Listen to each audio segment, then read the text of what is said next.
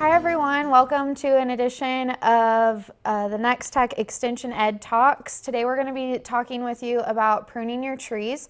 My name's Pallace Messer. I'm the Horticulture Extension Agent in the Golden Prairie District, and I'm here with my friend Cassie. My name is Cassie Homan. I'm the Horticulture Agent in the Post Rock District. So today we're talking about pruning, and we're just going to start out with a simple definition of pruning. So pruning is basically an art and a science for trees, so it's important that you know what you're doing. And why we prune trees is because often they're planted in less than favorable conditions. So we plant them close to our homes, in urban areas where they often don't thrive as well as they could. So they might need a little bit of pruning. So what we're going to be doing is selectively removing certain limbs for a specific reason.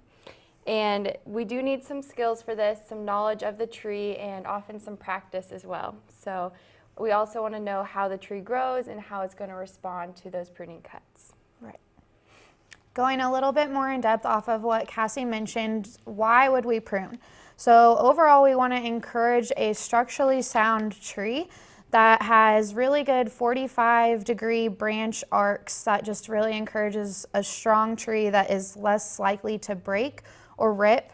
We also want to provide safety and reduce damage to the surrounding areas. So if we're proactive, we'll eliminate some of the possibility of limbs falling on a tree or a car in a road or something like that. We also want to really create a natural form that's going to keep that tree healthy for years to come and increase the amount of vigor the tree has and the amount of blooms it can perform for you to enjoy. So now we're going to show you some pictures of reasons we would want to prune or things we would want to prune out of our tree. And this picture shows some disease on a limb. So if you have any damaged, diseased, or dead limbs or branches, we want to get those out first. And those are obvious, the ones that you can easily go out and prune off. So for this branch, we'd want to prune it off, and this will prevent spread. So if there's a disease, we don't want it to get down into the main trunk of the tree and spread down into other parts. So we also want to make sure that we're sanitizing the tools that we use to cut this with. If we have any rubbing branches on our trees, if anything comes into the middle of the tree and rubs together, we want to prune those out so they're not creating injury on the limbs as well. Another thing we want to watch for are crossing branches. It's kind of similar to the rubbing branches. The branches will just compete with each other, and the bark can also be damaged from the friction happening.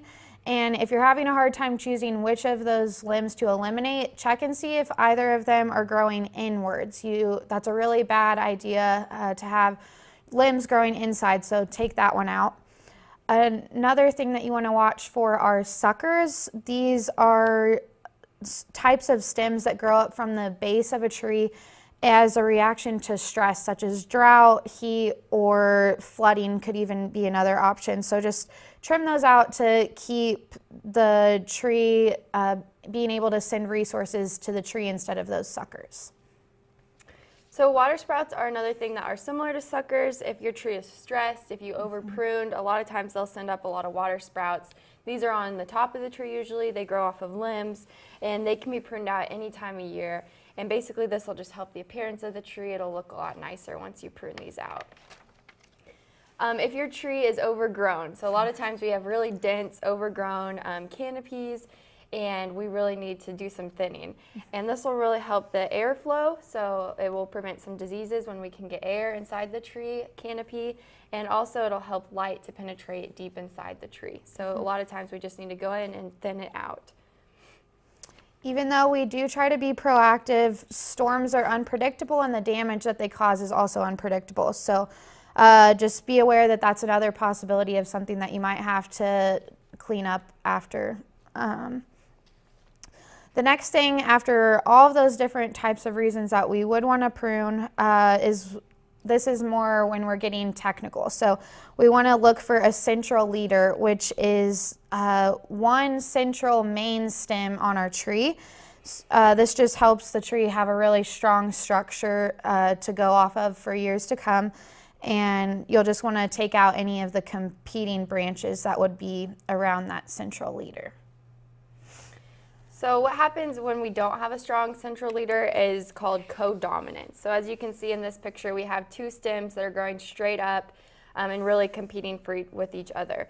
So we want to take one of those out to create a really strong central part of the tree.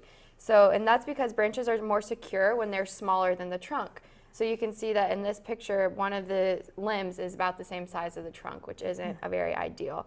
And basically, as these branches expand, they're pushing against each other and creating a very weak angle, and they're separated by a layer of bark. So there's very little wood in between there that's actually not very strong. So you can see that crack in the middle is a weak point, and it can lead to possible failure of the tree. So a helpful tip when we're talking about these strong and weak angles is to look for shapes. A healthy, good branch attachment is U-shaped, where a poor, weak attachment is a V shape. So we're looking for those 45-degree angles in U's instead of V's. A little bit more technical, if you're looking at the inside of these trees, a U-shaped branch, which is signified in this picture by the star, will have interlacing wood, which will create a really strong tree and will prevent that branch from breaking off. But if you have a V-shaped branch coming off, there's actually bark inside of the tree. That's why it's called included bark. And honestly, someone could go up there and pull those branches apart themselves because the bark isn't, that's not how trees are meant to grow, having bark inside the tree. So now we're going to talk about a couple types of pruning cuts that you might make. The first is a removal cut, so this is probably the most common, and that's just eliminating a branch back to the trunk. So if we have a branch that is creating that co-dominance or has some bark included, we might just want to cut it back right to the trunk and remove it. If you want to create a reduction cut, that's just shortening a limb by kind of cutting it back to a terminal portion, like maybe another branch or a bud. And this is just kind of directing the growth of a tree or decreasing the size. And then the last cut you might make is called heading. You might have heard of this cut called topping as well, and that's what this picture is showing. And we don't recommend topping a tree. Basically what you're doing is cutting from the current season's growth, which can kind of stress a tree, and you can see it kind of ruins the appearance of the tree as well. So basically what we want to do instead is either remove the branch back to the trunk or use a reduction cut. So try not to head or top a tree. Okay, so when we come back, we will be out at a tree and showing you some great pruning techniques to use in your own backyard. A step towards better health. At High Plains Podiatry, the team's greatest joy is seeing you doing what you love to do. Dr. Rob Hens addresses all problems of the foot and ankle with leading-edge capabilities. They travel extensively, serving in satellite clinics near you. Their growth in southwest Nebraska is a direct result of the caring and personal treatment they give their patients. Let High Plains Podiatry bring the pep back in your step. Now seeing patients in Norton and Colby, Kansas. Call today, 877-345-3668. What a girl wants in her home kitchen.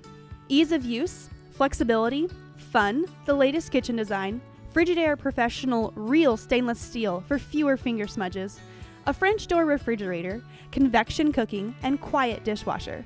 Have the staff at Genuine Appliance in Hayes demonstrate new Frigidaire Gallery appliances to find what you want. Genuine Appliance at 1224 East 27th Street in Hayes. Everything a girl wants. It's 3 a.m. and you're wide awake, hoping your business is secure from the newest security breach. But hope isn't a strategy. Effectiveness is. What would protect a mouse from a cat? Hope? Nope. But what if the mouse could track the cat's every move? See where it lives. See where it hunts. Advantage Mouse. Nex-Tech gets security. We designed our network and built it around the most powerful security in the world, which means you don't have to hope. You can just get a good night's rest. Keep it simple and leave your security to the experts. Hi guys, welcome back. We're talking about pruning trees today, and we're going to go over a few details, but then we're actually going to demonstrate pruning this tree right behind us. But first we wanted to talk about 6 steps that you should take when you're pruning your tree. So first, like we talked about, you want to remove the dead, damaged, or diseased limbs. That's just to redirect the resources to the healthy parts of your tree.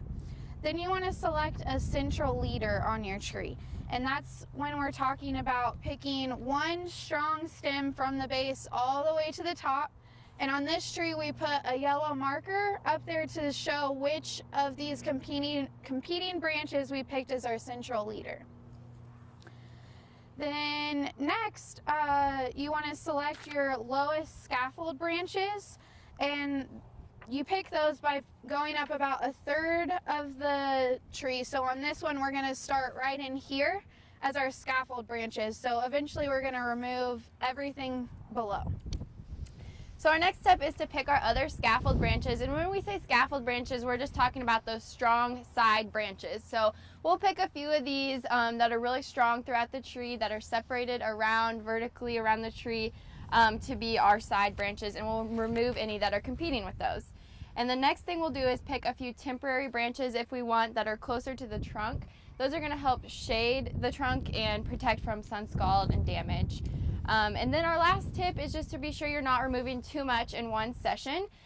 We say about a third, no more than a third, because you are damaging and injuring the tree when you prune.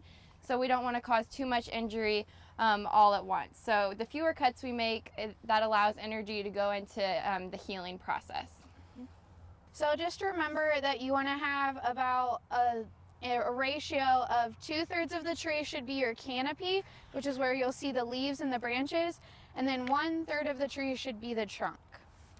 Okay, so when you're going to start making your pruning cuts, there's a few things you want to look for before you start chopping on your tree, and that is the branch protection zone. So there's a certain zone you want to look for before you place your tool, and that's made up of the branch bark ridge and the branch collar. So we're going to get into this tree and kind of show you what those are, but basically it's the natural zone of protection. So when we avoid this zone, it allows the natural shield to kind of form and protect the tree, and that's going to help the tree to callus over and form that healing protection, so we're not injuring the tree when we prune.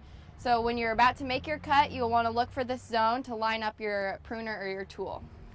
Right, so in this zone, the first part that we're going to talk about is our branch bark ridge, which if we go in here to maybe like this branch right here, the branch bark ridge is the upper section right in here where you can see the bark and the branch are kind of making a ripple. The branch bark ridge is always what is pointing upward in the zone.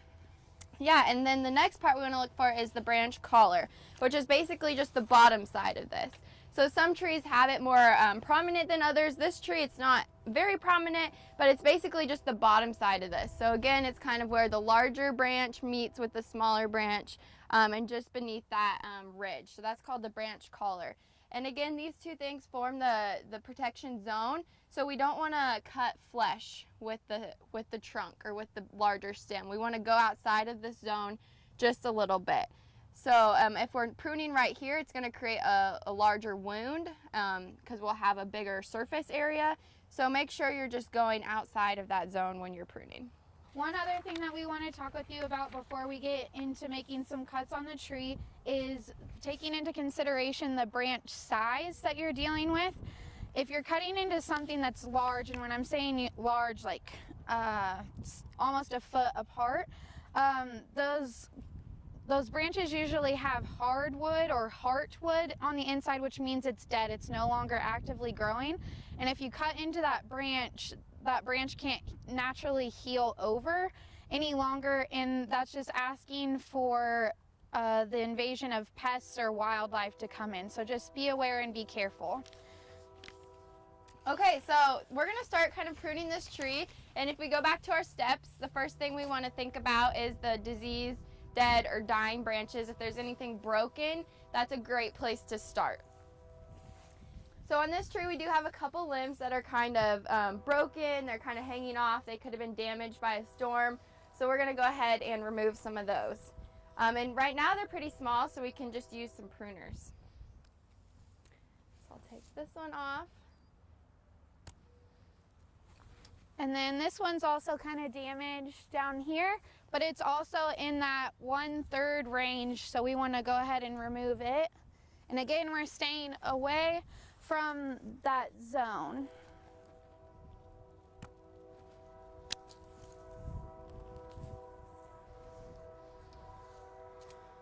Okay, so our next step is to look for the central leader, and we have that marked with our yellow tape up at the top. So we're gonna remove competitors. So if we have any branches that are competing with it, we would want to get those removed. And we might come back to that once it's easier to get there, because we're also gonna remove some of these lower branches. Yep. All right, so these ones are a little bit thicker, so we might use a bigger tool like loppers. do you want to take this one off? Yeah. Let me come around there. Yep, go for it.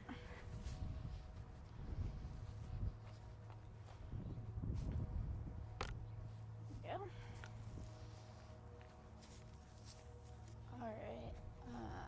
Which other ones did we want to? Oh, this one down here. This one down here is kind of a sucker, so we're going to take it off as well.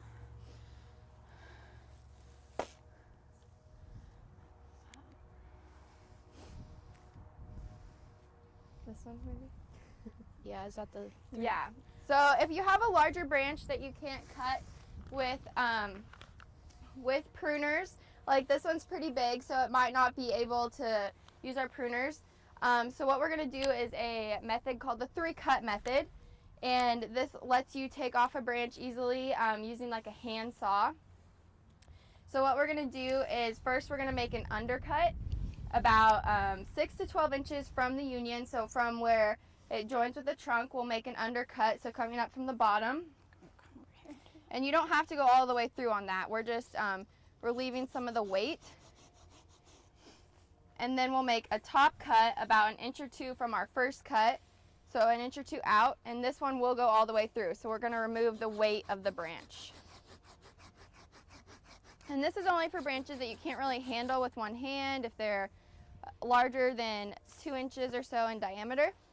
And now you can come in, now that the length is gone and you can really get into the branch, we'll go in and make a flush or a stub cut, which is closer to the trunk, but outside of that branch bark collar. Is that okay? Yeah, awesome. And this allows it to, so now we didn't rip any of the bark. If we had just taken the saw and cut from right where we wanted, it might have ripped the bark because the branch was really heavy. So if you have big branches, that's a great method to use, making the undercut, then the top cut, and then a stub cut up close to the branch. Right, so we'll just real quick finish clearing the trunk area that we wanted for our scaffold branches, and then we'll move on to our central leader. So we're going to take off this branch back here. Right here we have a little twig that's pointing inward, so we don't want any branches that come towards the inside of the tree. So I'm going to go ahead and remove this one. Back here, I'm not sure if you can really see it, but there's one pointing downwards to the ground. So we'll go ahead and remove it as well. So now the bottom of our tree is looking great. We have that ratio we want of trunk to crown. And now we're just going to work on the top a little bit and focus on that central leader that we want. So we have our central leader. It's the tallest point of the tree usually, but this one's also the straightest. So that's what we're going to pick today. And so there is one branch that's really competing with it, so we're going to remove that one. And this will just allow the central leader to grow to its full potential and not be taken over by this other branch. Whoop.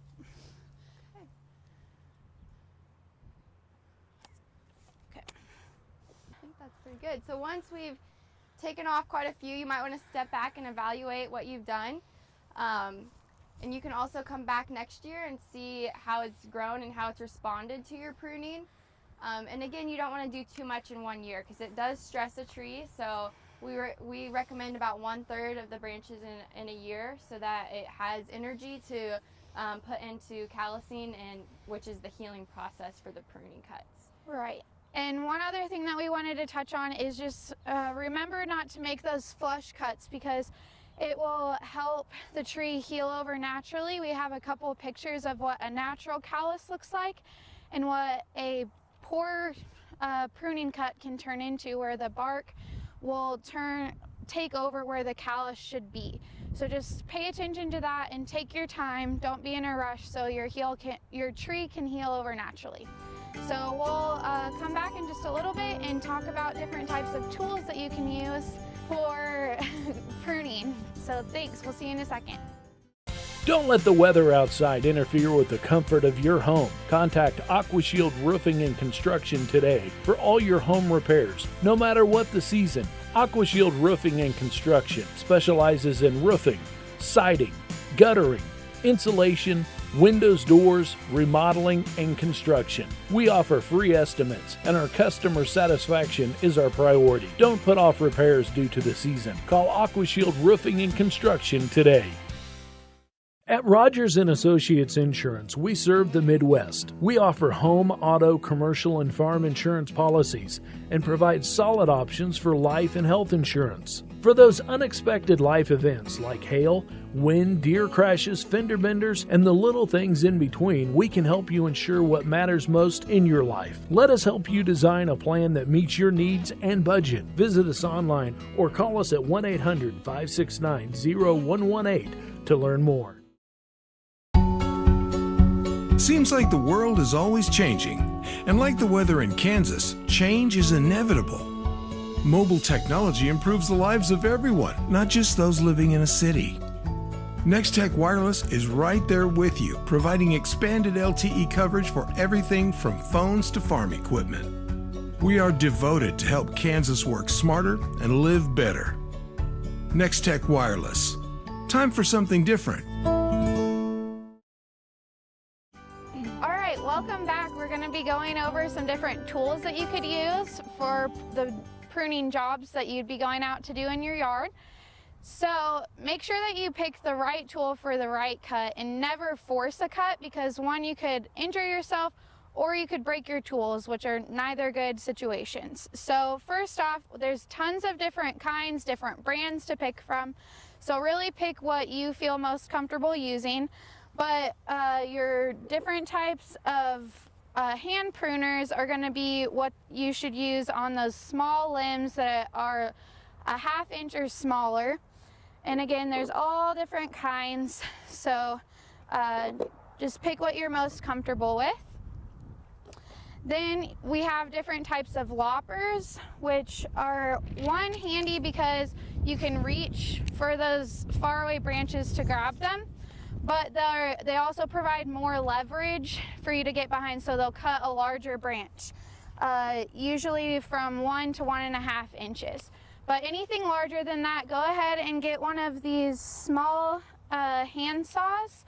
They're really handy and they're not hard to use, and most of the blades have double-edged tooth on them, which means you can cut when you pull and when you push, which is really handy and will make the cut go by faster. Outside of that, there's all kinds of things that you can still use. There's pole saws, which allow you to reach up to the top of your tree to cut something that you might not be able to get even when you're standing on a ladder. There's some types of shears that are more for pruning a shrub instead of your tree. And then if you really need to, there's also chainsaws or manual saws. So a little bit more about the hand tools. There's 2 different types of the pruners, hand pruners. There's bypass and anvil. So these are bypass pruners, and these are the ones we like to recommend because they create the cleanest cut. The blades bypass each other when you are pruning, and they're really good for limbs and trees. They don't create as much damage, and they're really handy because you can sharpen the blades so you don't have to replace them as often. Another type of hand pruner is the anvil pruners, and these we don't like quite as well because they cut on a flat surface, so you are smashing the stem. And so it creates a little bit more damage to our twigs and our stems that we're pruning. They work, they're okay. These are a little bit cheaper, but we like to recommend the bypass pruners. And also remember that you can sanitize your tools in between. If you use some rubbing alcohol on the blades, that works really well to clean off the blades and sanitize them, because sometimes we are pruning off branches with diseases or other problems. Another thing we wanted to mention is the timing of when you want to prune. So right now is a great time. Late winter, early spring is an awesome time to maintenance prune because there's not very many leaves on the trees, so you can it's a great time to see the structure of the tree and decide what branches you want to take off and what you want to leave. But you do want to think about when your tree blooms, so it's important to know what kind of tree you're dealing with and when it's going to flower, because if you have a spring flowering tree, something like a red bud or a magnolia, you can't prune in the spring or else you're going to cut off all your flowers. So keep that in mind. If you have a summer blooming tree like a linden or a golden rain tree, now is a great time to get it done while they're still in their dormancy period. So, but basically any time of year, as long as you're not cutting off those flower buds, and then make sure if you're doing it in late winter that the wood isn't frozen. Right. So just to review, we have a few tips. First would be to go ahead and remove those damaged, diseased, and dead branches like we did on our demonstration. Make sure to make that the priority. Then go ahead and continue to prune to encourage vigor and provide overall health for your tree. And also select that central leader to create an overall strong limb. So our next tip is to create a natural form. So again, it's important to know what kind of tree you're working with. You don't want to prune it in an odd shape that it's not going to be happy with. So just try to keep it as natural as possible. Think about the timing, look for buds, try not to prune off as many buds as you have to, and then pick the proper tools. So don't try to force a cut with a smaller tool. Use a saw if you need to, but make sure you're putting money into tools, that way you're not injuring your tree. If you still have further questions, go ahead and contact your local extension office. Also, the Arbor Day Foundation has a ton of good resources if you'd like to watch any of their videos or look at some of their publications. Again, my name was Pallace Messer. I'm the Horticulture Extension Agent from the Golden Prairie District. And I'm Cassie Homan. I'm the Horticulture Agent in the Post Rock District. Thanks. Thank you.